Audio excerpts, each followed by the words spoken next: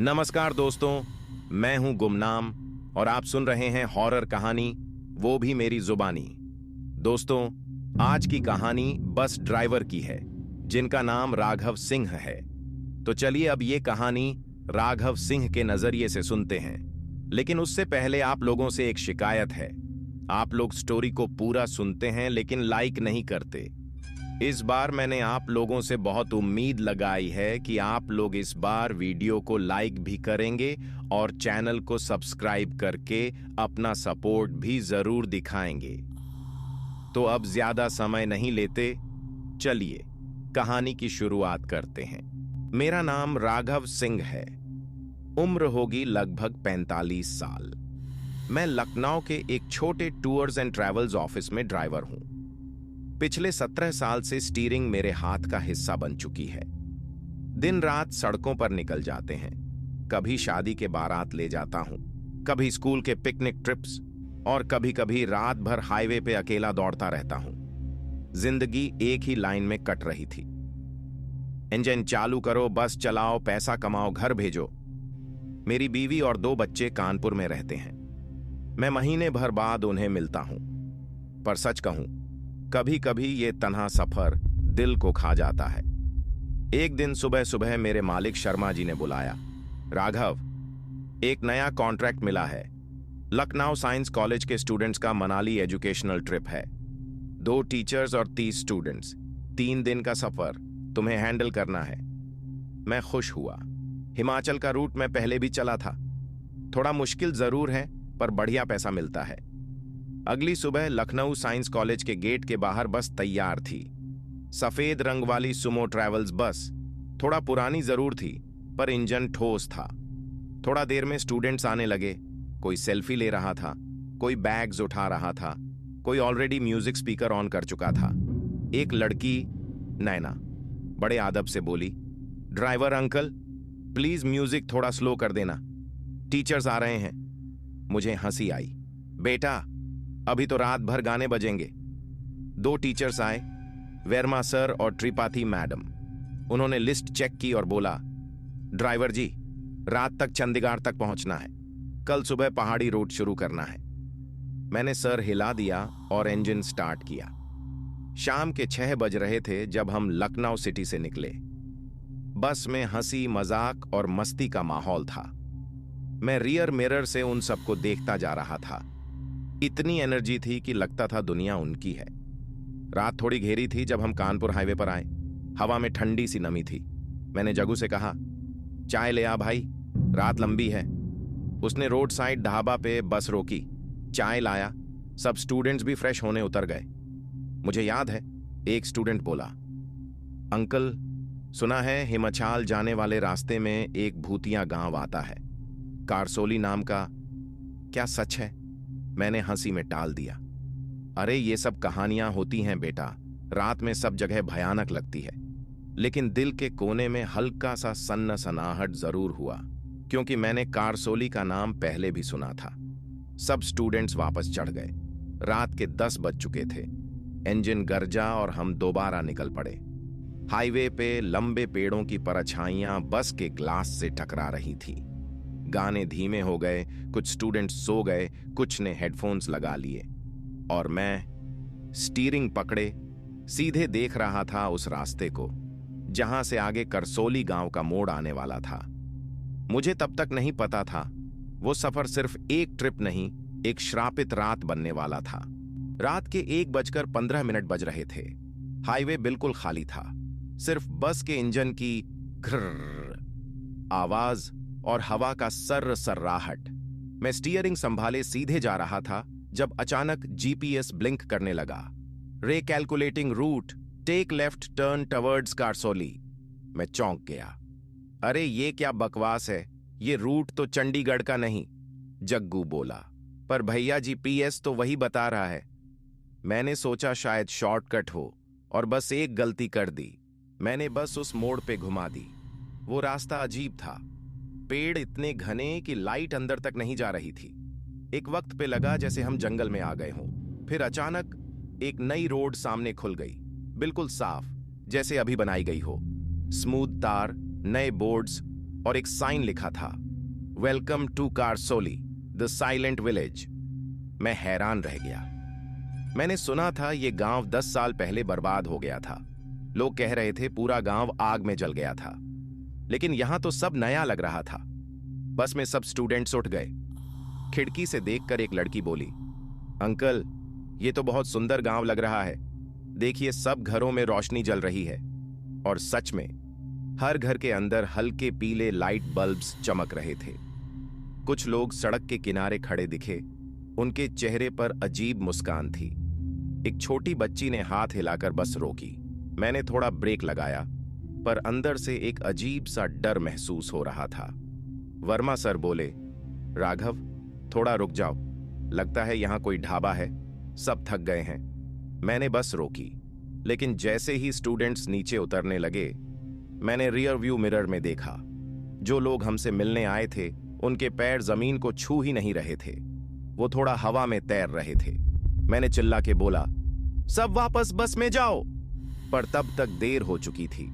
एक स्टूडेंट नितिन एक घर के अंदर चला गया और कुछ सेकंड बाद वो वापस आया, लेकिन उसके कपड़े पुराने हो गए थे, जैसे 10 साल पुराने जमाने के हों। उसकी आंखों में खालीपन था। उसने धीरे से कहा, अंकल हम तो बस क्लास ट्रिप के लिए आए थे ना, लेकिन ये लोग कहते हैं हम तो पहले भी आए थे और कभी गए नहीं। उस वक्त मुझे समझ नहीं आया क्या हो रहा है। मैंने इग्निशन टर्न किया, बस स्टार्ट ही नहीं हो रही थी। जग्गू बोला, बैटरी डेड हो गई भैया। मैंने मिरर में देखा और तब मैंने देखा बस के पीछे वही सुमो ट्रैवल्स लिखा हुआ था, पर उसके पेंट के नीचे लिखा था, इन मेमोरी ऑफ कारसोली टूर 2013। मेरे हाथ ठंड पड़ गए। मैंने बस के रजिस्ट्रेशन नंबर पे टॉर्च डाली और वो मेरा ही नंबर था, पर बस का मॉडल 2013 लिखा हुआ था। तब मुझे समझ आया, ये बस, ये स्टूडेंट्स और मैं सब एक पुराने दौर में घुस चुके थे। वही बस जिसकी गिरने की कहानी लोग आज तक सुनाते हैं। जब मुझे वो सच समझ आया कि हम 2013 के उसी टूर में फंस गए हैं, सब कुछ हवा में तैर रहा था। दिल जोर जोर से धड़क रहा था, पर मैं बोला, आवाज से नहीं, सिर्फ अपने अंदर, नहीं ये हो नहीं सकता। जग्गू की उंगलियां कांप रही थीं। वर्मा सर का चेहरा पहले से ज्यादा पतला हो चुका था। त्रिपाठी मैडम ने बाइबल खोलकर अपनी जाना फकरी से उसको पकड़ लिया।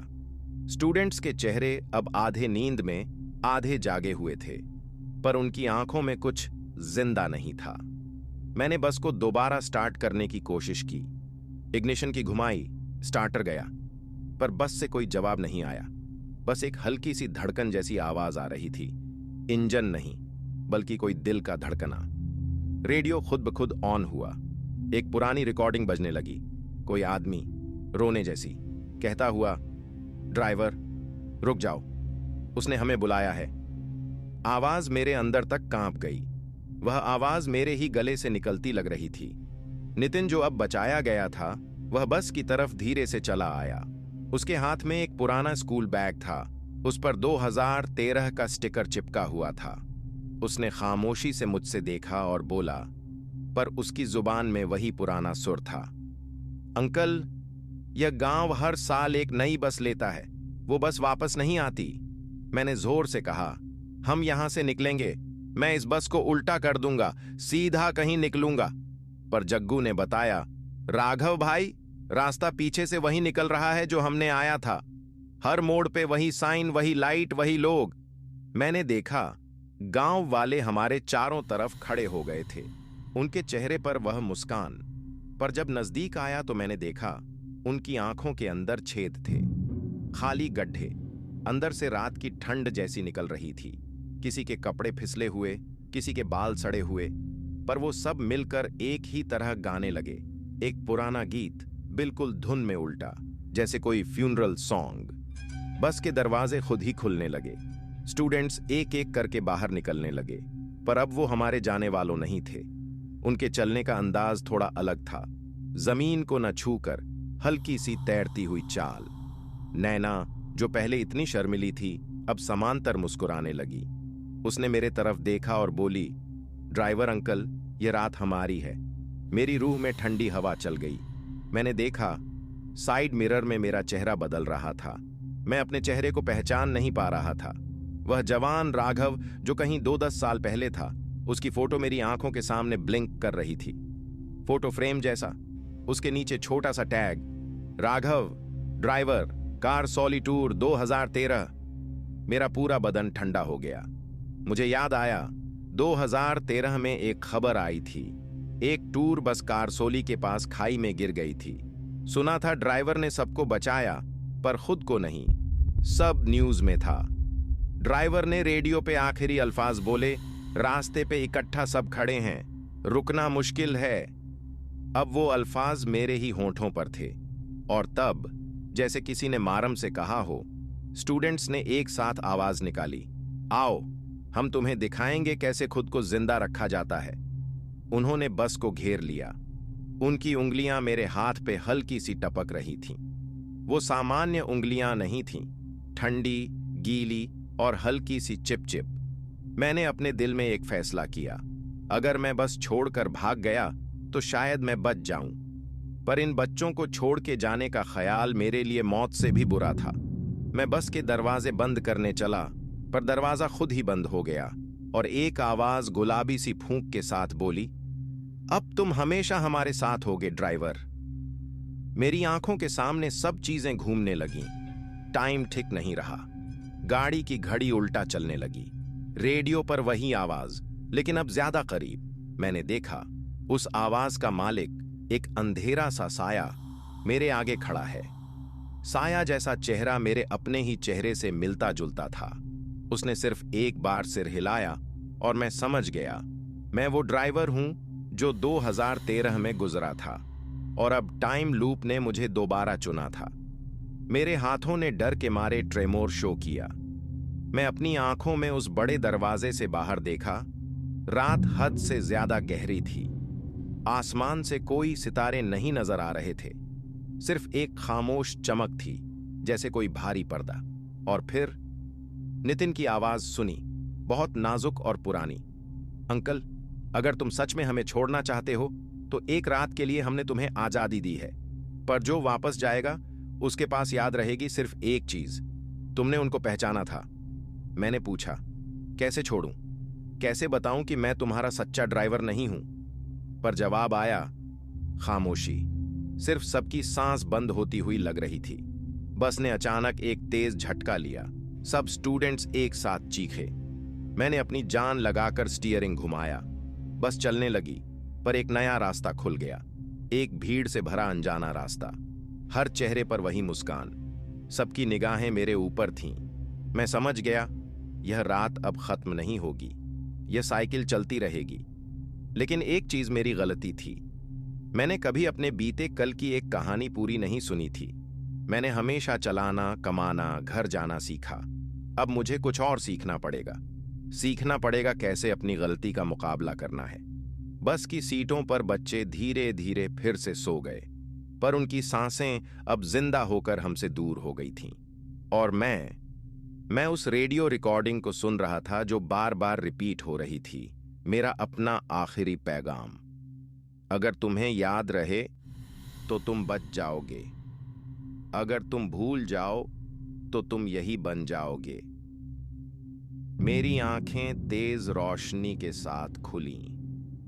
मैं समझ गया, अब याद रखना ही मेरा एकमात्र हथियार है। सुबह के 4:07 बज रहे थे। बस चलते चलते एक पुराने ब्रिज के पास रुक गई। न हवा चल रही थी, न आवाज। मैं सोच रहा था, शायद अब सब खत्म हो गया। लेकिन फिर रेडियो ने खुद से स्टैटिक नॉइज निकाली और एक नई आवाज आई, राघव, तू अकेला नहीं है। मैंने चौंक कर मिरर देखा। बस में सब सोए हुए थे, पर एक स्टूडेंट आरव अभी भी जाग रहा था। उसने धीरे से कहा, अंकल, मुझे पता है यह सब सामान्य नहीं है। मैंने आपके साथ यह ट्रिप पहले भी देखा है। मेरे अंदर जंग सी शुरू हो गई। पहले भी? आरव ने बोला। मैं वीडियो बनाता हूं, यूट्यूब पे हॉरर व्लॉग्स। इस रूट के बारे में लोग कहते थे, जो भी इस कहानी को देख लेता है वह खुद उसका हिस्सा बन जाता है। मैं थोड़ा कंफ्यूज था। क्या मतलब? उसने फोन उठाया, कैमरा ऑन किया और बोला, देखिए अंकल, मैंने आपको रिकॉर्ड किया था कल रात। आप कह रहे थे बस स्टार्ट नहीं हो रही, पर यह वीडियो कल नहीं 2013 में अपलोड हुआ था। मुझे लगा मेरा दिमाग फट गया हो। वीडियो में मैं ही था, वही कपड़े, वही आवाज, पर बैकग्राउंड में स्टूडेंट्स अलग थे। पुराने हेयर स्टाइल, पुराने फैशन, और बस के बोर्ड पे लिखा था कारसौली एजुकेशनल टूर 2013। आरव बोला, यह कहानी एक लूप नहीं है अंकल, यह एक रिकॉर्डेड कर्स है। जिसने भी इस रूट की वीडियो देखी, उसकी दुनिया में वह रूट जिंदा हो जाता है। मैंने खिड़की के बाहर देखा। हवा बंद थी, पर पेड़ हिल रहे थे। किसी ने कहा, हम देख रहे हैं। मुझे तब समझ आया, यह सिर्फ हम पर नहीं, उन पर भी हो रहा है, जो लोग इस कहानी को देख रहे हैं या सुन रहे हैं। आरव बोला, अंकल, कैमरा बंद मत करना। अगर वीडियो रुका तो लूप रीस्टार्ट हो जाएगा। मैंने आंखों से मिरर में देखा, और मिरर में कैमरा के लेंस के पीछे 2 आंखें दिख रही थीं। न मेरी, न आरव की, किसी और की। एक हल्की सी हंसी आई। रेडियो पर वही फीमेल वॉइस, तुम सब अब कहानी का हिस्सा बन चुके हो। बस के अंदर लाइट्स ब्लिंक करने लगी। हर ब्लिंक में स्टूडेंट्स का फेस बदल रहा था, कभी 2013 वाले, कभी अब वाले। जग्गू का फेस 2 टुकड़ों में दिखा, एक जिंदा, एक जला हुआ, और एक ब्लिंक में सब गायब। सिर्फ मैं और आरव बचे। मैंने जोर से चीखा, ये सब बंद करो, पर आरव चिल्लाया, अंकल, स्क्रीन के सामने जो लोग यह देख रहे हैं, उनके कमरे में भी अब लाइट्स ब्लिंक कर रही होंगी। उसने कैमरा सीधा लेंस में उठाया। अगर कोई यह वीडियो देख रहा है, अभी स्क्रीन से दूर हो जाओ, वरना तुम्हारा रिफ्लेक्शन अब उनका हो जाएगा। मैंने उसके हाथ से कैमरा छीना, पर तब तक लेट हो चुका था। स्क्रीन ब्लैक हुई और रेडियो में सिर्फ एक लाइन आई, next trip loading, new viewers detected. Aarav ने हल्की सी मुस्कान के साथ कहा, अंकल, कहानी खत्म नहीं होती, बस अगले व्यूअर से शुरू होती है। बस ने खुद से हॉर्न बजाया, पीप पीप, और ब्रिज के नीचे से एक और बस उभरने लगी, बिल्कुल हमारी जैसी। उसके फ्रंट मिरर पे लिखा था, Sumo travels presents the next trip 2025। मैं सोच रहा था सब खत्म हो गया, लेकिन उस रात का 3:33 बज रहा था, वही टाइम जब हर चीज रुक जाती है। बस के अंदर सब कुछ चुप था, पर हवा में कुछ जीता हुआ था, जैसे कोई हमें देख रहा हो, पर कहीं से भी नहीं। आरव कैमरा बंद करने जा रहा था, पर कैमरा ने खुद ही रिकॉर्ड करना शुरू कर दिया। स्क्रीन पे लिखा आया, REC न्यू व्यूअर कनेक्टेड। मैंने घबराकर पूछा, यह क्या मतलब है? आरव ने धीरे से कहा, कोई हमारा वीडियो अभी देख रहा है। उस वक्त बस के हर विंडो के बाहर कुछ चेहरे दिखने लगे, जैसे कांच के बाहर कोई कैमरा से हमें रिकॉर्ड कर रहा हो। वो चेहरे जिंदा नहीं थे, पर वो हम जैसे लग रहे थे। एक ब्लिंक में मैंने खुद का दूसरा वर्जन देखा, वो राघव जो 2013 में मर चुका था। उसने मुस्कुराते हुए कहा, तू सोचता है कहानी खत्म होती है? छलावा कभी खत्म नहीं होता। बस के अंदर हवा इतनी ठंडी हो गई जैसे बर्फ पिघल रही हो। नैना, जो कभी पहले गायब हो गई थी, अब लास्ट सीट पर बैठी थी, आंखें बंद, पर उसकी सांस तेज। उसने धीरे से कहा, अंकल, छलावा जाग गया है। जब कोई सच को रिकॉर्ड करता है तो वह कैमरा उसका दरवाजा बन जाता है।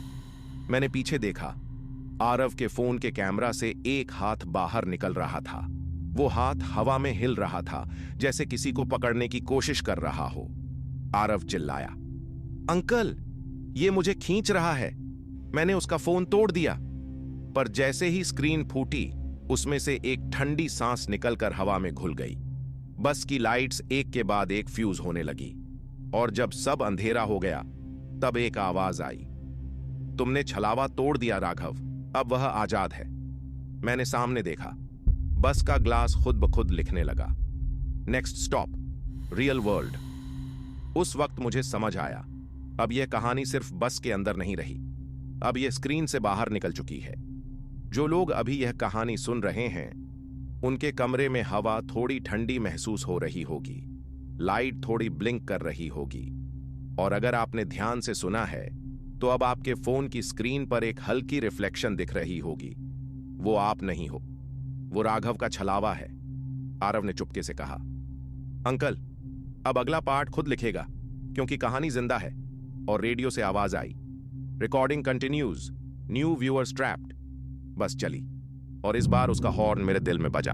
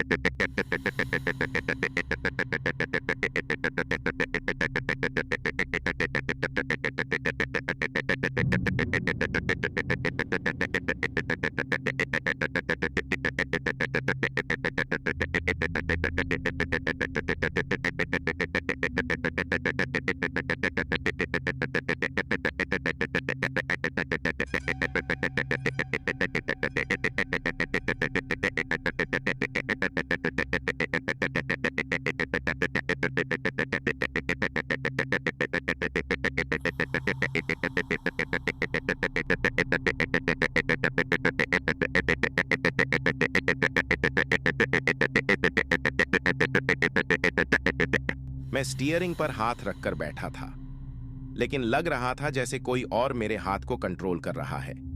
बस अपने आप चल रही थी, बिना एक्सेलरेटर दबाए, बिना ब्रेक के।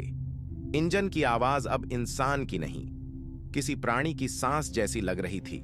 स्टूडेंट सब चिल्लाना बंद कर चुके थे, सब चुप, बिल्कुल चुप।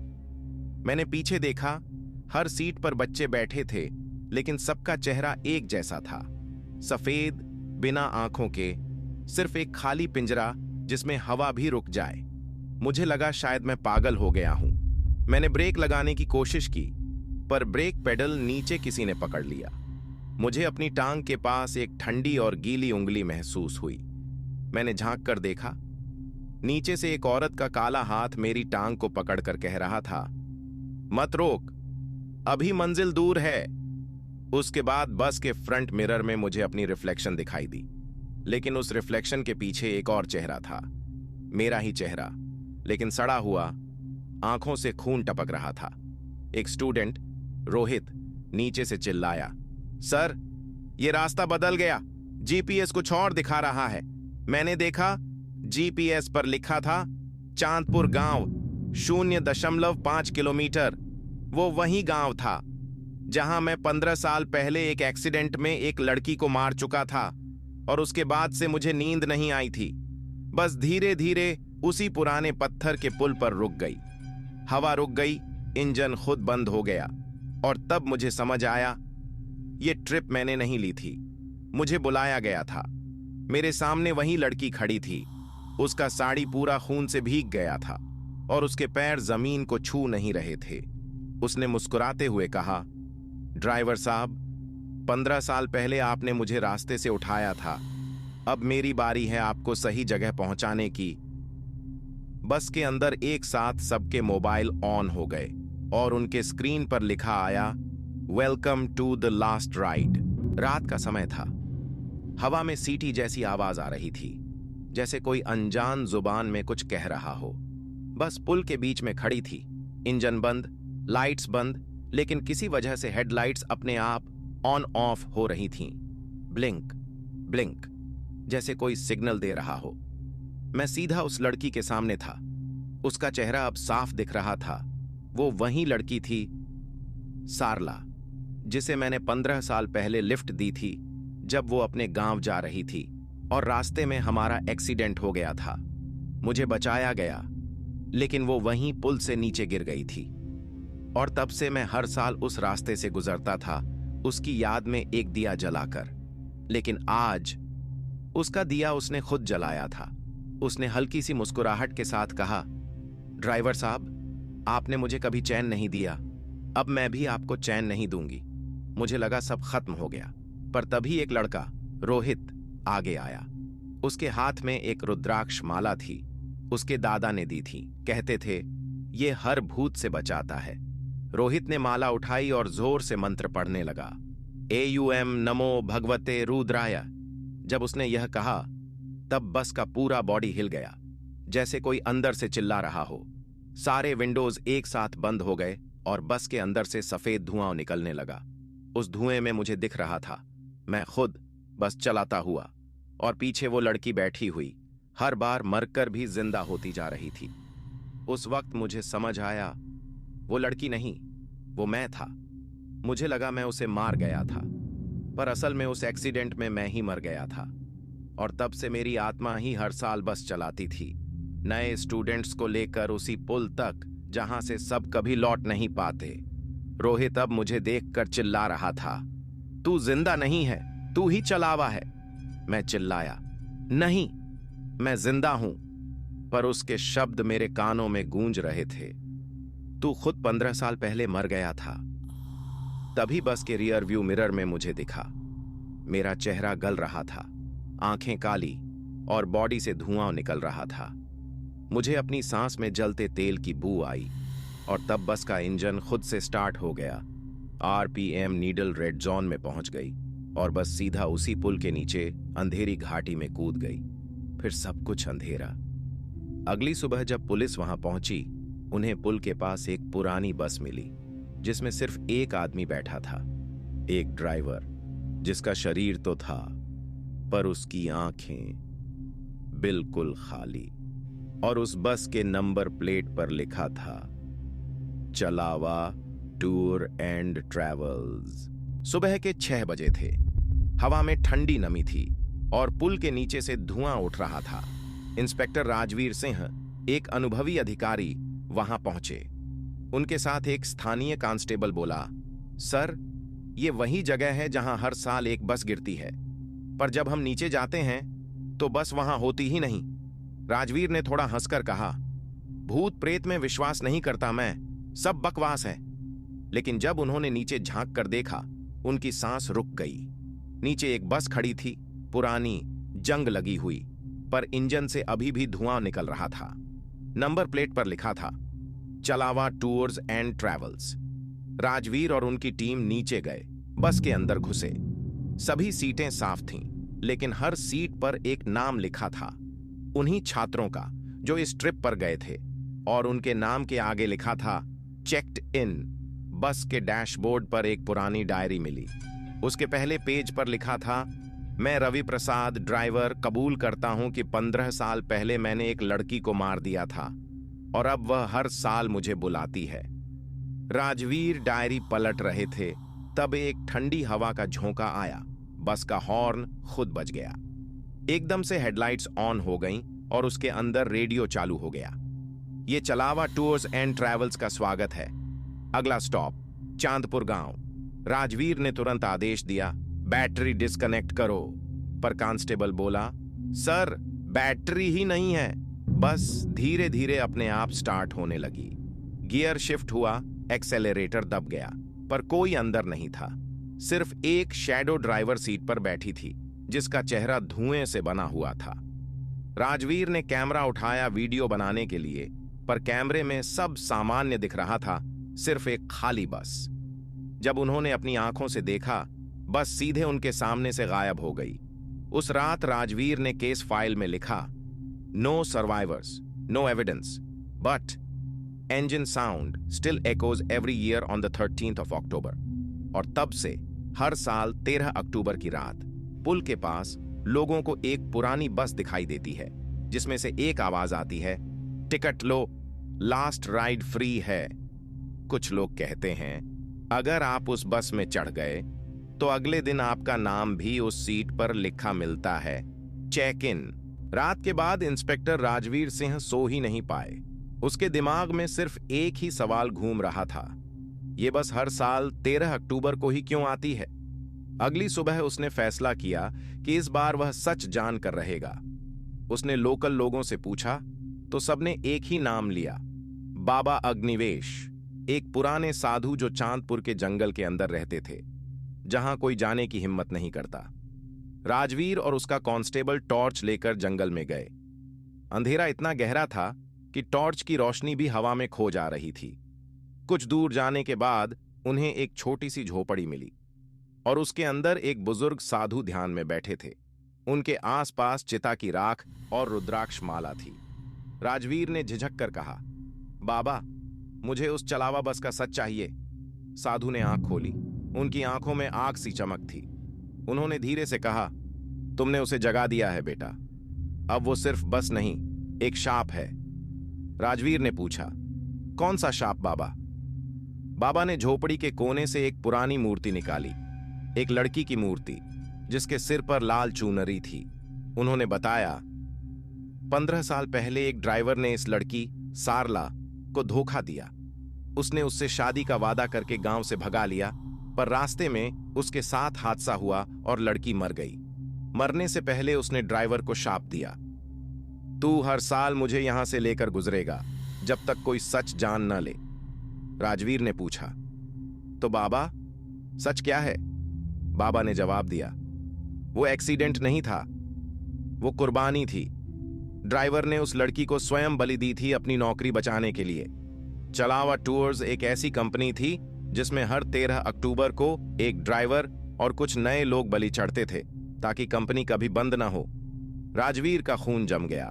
बाबा ने एक कागज दिया, उस पर लिखा था, रजिस्टर्ड ओनर चलावा टूर्स एंड ट्रैवल्स रावी प्रसाद, रवि वही ड्राइवर। और सबसे हैरानी की बात, उस लाइसेंस पर राजवीर के दादा का सिग्नेचर था। साधु बाबा ने कहा, बेटा ये शाप अब तुम्हारे खून तक पहुंच गया है। अगर तुमने इस बार उस बस को रोका नहीं तो अगला चलावा तुम ही बनोगे। तभी झोपड़ी के बाहर हॉर्न की आवाज आई।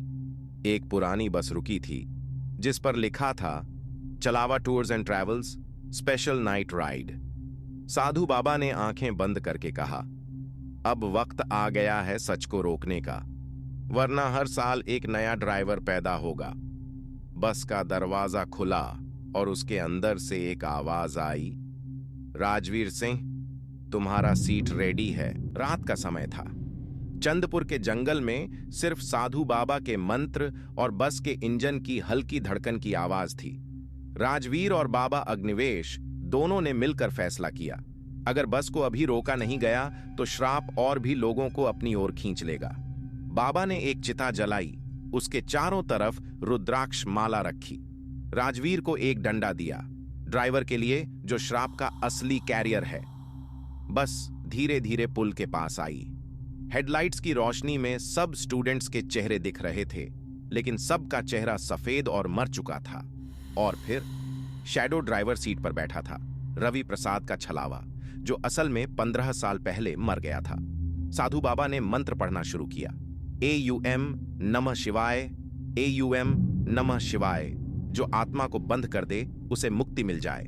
राजवीर ने डंडा उठाया और बस के पीछे की विंडो को जोर से मारा। एक श्रापित आवाज गूंजी, जैसे पूरे जंगल में इको हो रही हो। बस हिल रही थी, हवा तेज हो गई। स्टूडेंट्स की आवाज एक साथ गूंज रही थी, छोड़ो छोड़ो, ये हमारी जगह है। और फिर एक ब्लिंक में सब कुछ रुक गया। बस का इंजन बंद, लाइट्स बंद और श्रापित शैडो ड्राइवर मेरे सामने खड़ा था, सिर्फ आंखें खून से भरी हुई। राजवीर ने जोर से डंडा उठाया, पर बस के शैडो ड्राइवर ने हाथ उठाया और कहा, ड्राइवर, तुमने सच को नहीं समझा, तुम भी अब मेरी तरह श्रापित हो जाओगे। साधु बाबा ने अपना अंतिम मंत्र बोला और एक तेज रोशनी पूरी बस को घेर गई। रोशनी में बस के अंदर सब लोग एक साथ चमक उठे, फिर एकदम से गायब हो गए। राजवीर ने आंखें खोली और देखा जंगल में सिर्फ चिता की राख बची थी, पर उसकी जेब में एक पुरानी बस की सीट बेल्ट मिली और सीट बेल्ट के ऊपर छोटा सा tag, next ride ready, driver की जगह अब तुम्हारी है। साधु बाबा धीरे से बोले, राजवीर बेटा, कभी भी यह श्राप पूरी तरह खत्म नहीं होता। तुमने बस को अस्थायी रूप से रोका, पर इसका आखिरी अंत सिर्फ एक ट्रेजेडी में ही होगा। राजवीर ने हॉरर में देखा, जंगल के पुल के नीचे से हल्की सी आवाज आई, टिकट लो, लास्ट राइड फ्री है। और फिर उस रात के बाद राजवीर का कोई ट्रेस नहीं मिला।